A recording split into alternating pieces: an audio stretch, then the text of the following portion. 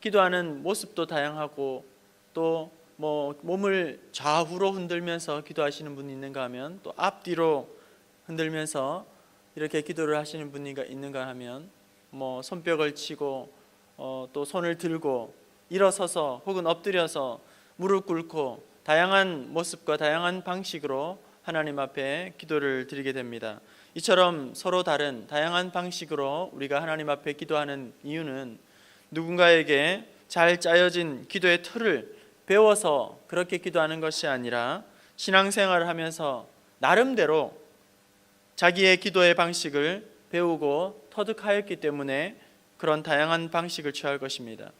때때로 이런 서로 다른 기도의 방식들 때문에 방해를 받기도 합니다. 이런 기도하는 모습이 방해가 되지 않기 위해서는 기도하는 분위기가 충분히 달아올라야 합니다. 뜨거워져야 합니다. 그래서 다양한 모습으로 방식으로 기도하는 가운데 있지만 그럼에도 불구하고 하나님께서 모임 가운데 폭포수와 같은 그런 용광로와 같은 은혜를 부어주시면 저마다 다른 기도의 모습들은 전혀 이렇게 방해가 되지 않고 얼마든지 다양한 모습으로 기도를 드려도 문제가 되지 않습니다. 그러나 아주 조용한 분위기에서 어느 한 사람이 통성으로 부르짖어 기도하기란 참 쉽지 않은 것이고 더욱이 조용한 가운데 혼자서 방언 기도를 하는 것은 더욱더 힘든 대단히 용기가 필요하지 않나 그렇게 생각을 합니다. 여럿이 함께 모여서 기도를 한다 할지라도 분위기가 이렇게 뜨겁기보다는 좀 차갑고 냉랭하고 또 적막한 그런 순간이 있습니다.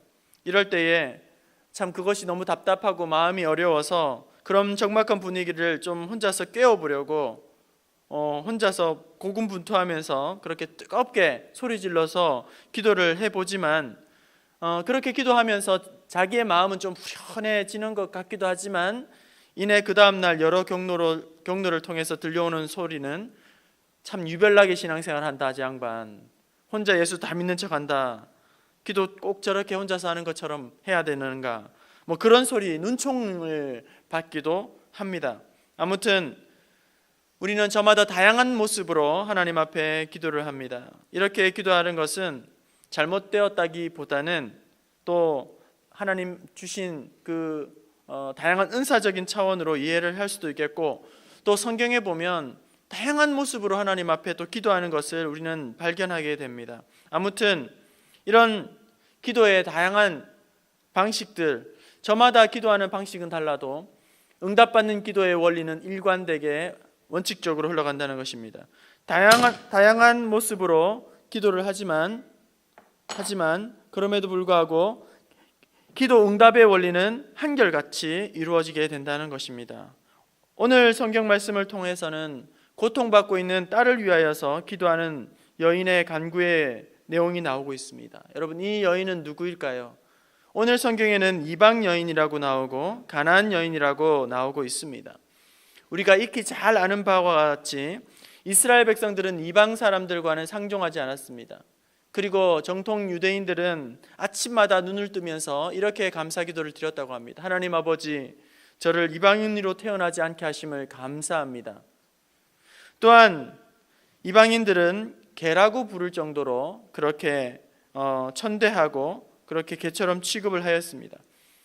우리 예수님께서도 긍휼을 베풀어 달라는 이 여인을 개와 같다고 그렇게 은유적인 표현을 사용하였습니다.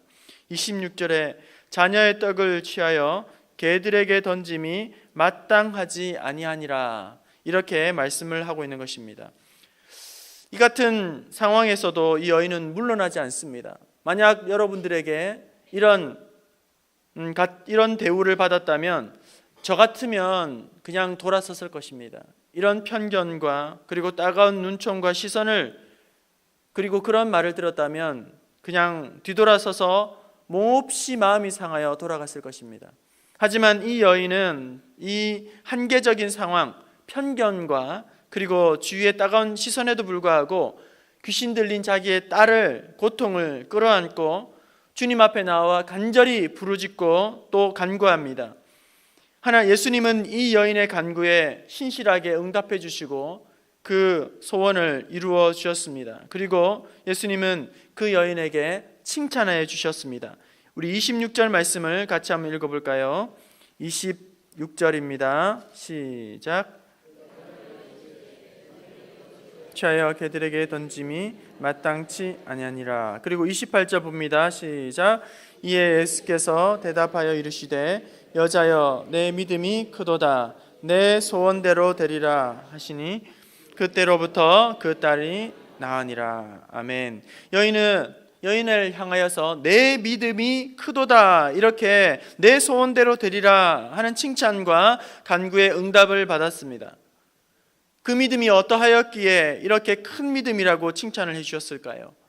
오늘 응답받은 이 여인의 간구를 통하여서 오늘 우리의 기도도 이런 간구가 되어지고 또 응답받는 그런 기도의 체험들이 있게 되기를 원합니다. 그 여인은 어떤 칭찬받은 믿음과 간구를 했을까요? 먼저는 응답받는 기도는 어김없이 간절한 기도라는 것입니다.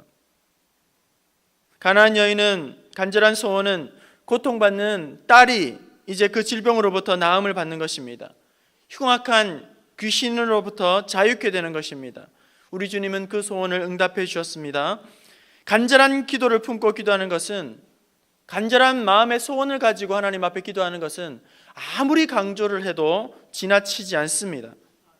마음의 소원이 없으면 기도하는 것 자체가 불가능합니다.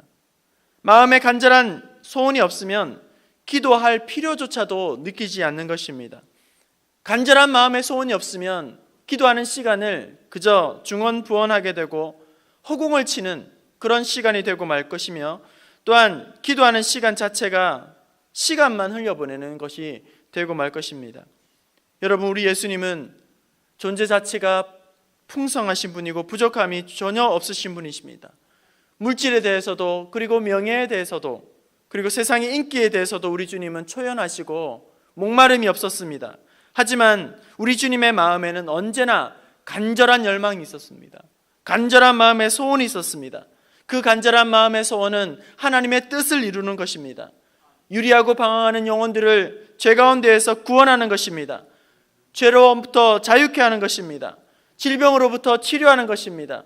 여러 가지 문제로부터 해방시키는 것입니다. 회복시키는 것입니다. 그 마음의 간절한 소원은 그것이었습니다. 간절한 소원은 간절히 바라는 것입니다. 히브리서 11장 1절, 믿음은 바라는 것의 실상이요 라고 말씀합니다. 바라는 것이 곧 믿음이라는 것입니다.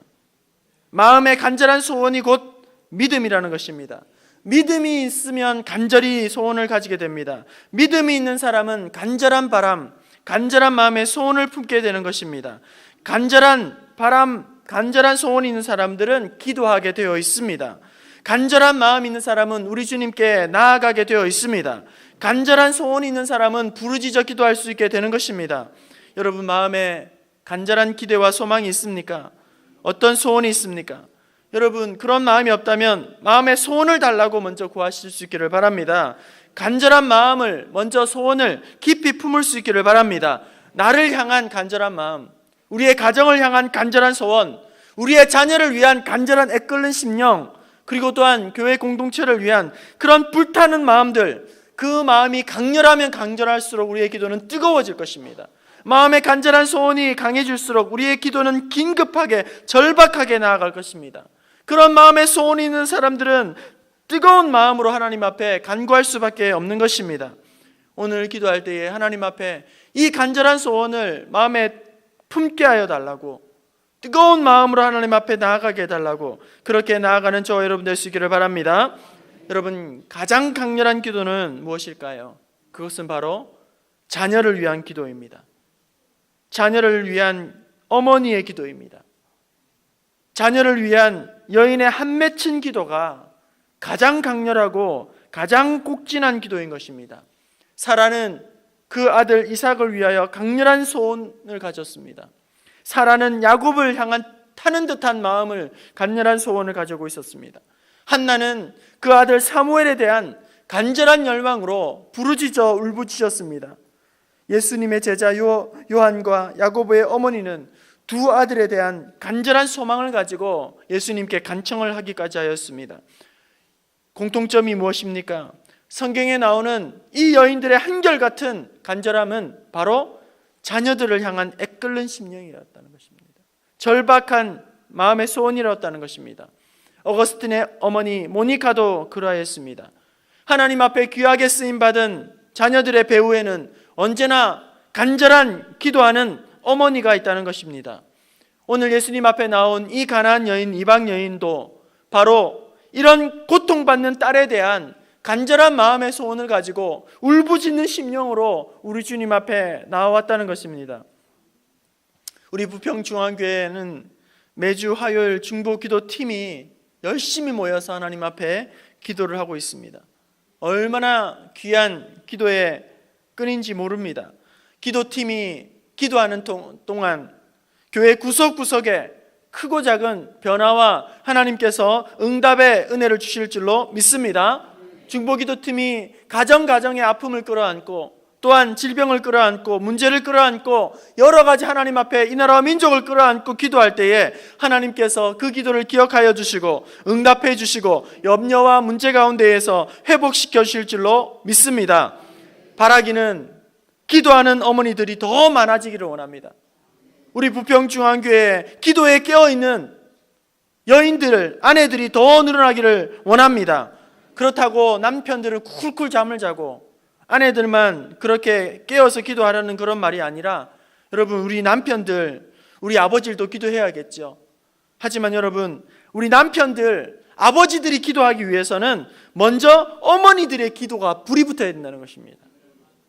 어머니들의, 아내들의 기도에 불이 붙어야 그 다음에 남편들에게로, 아버지께로 이렇게 기도의 불은 전염되어지게 되는 것입니다. 어머니들의 기도 소리가 우리 교회 안에 더욱더 많아지고 더욱더 커지고 더욱더 뜨거워지는 은혜가 있기를 원합니다. 어머니의 기도에 불이 붙을 때에 우리 교회에 불이 붙는 것입니다. 우리 여인들의 기도에 불이 붙을 때에 우리 부평중앙교회 기도의 불이 옮겨주는 줄로 믿습니다. 또한 응답받는 기도는 부르짖는 기도입니다. 부르짖는 기도는 여러분 가장 성경적인 기도입니다. 느헤미야는 예루살렘 성전이 무너졌다는 소식을 듣고 수일 동안 금식하며 울부짖으며 하나님 앞에 기도하였습니다. 에스더는 민족이 죽을 위기를 당하였을 때에 3일 밤낮 금식하며 간절하게 하나님 앞에 부르짖어 기도하였습니다. 다윗은 위기를 만날 때마다 하나님 앞에 부르짖어 기도하였습니다.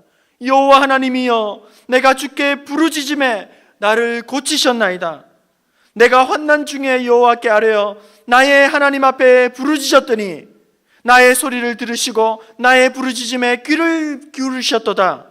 이것이 바로 다윗의 기도인 것입니다. 여러분, 새벽 기도회 때마다 항상 똑같은 것이 아닙니다. 새벽 기도를 어느 날을 하다 보면 참 기도 소리가 힘이 없을 때가 있어요. 똑같은 항상 기도하시는 분들인데, 그런데 어느 날은 그냥 막 기도가 터져요. 이곳저곳에서. 그러면 얼마나 새벽 기도회가 뜨거워지는지 모릅니다. 저 또한 그런 것을 느낍니다. 하나님께서 그런 은혜를 주실 때가 있습니다.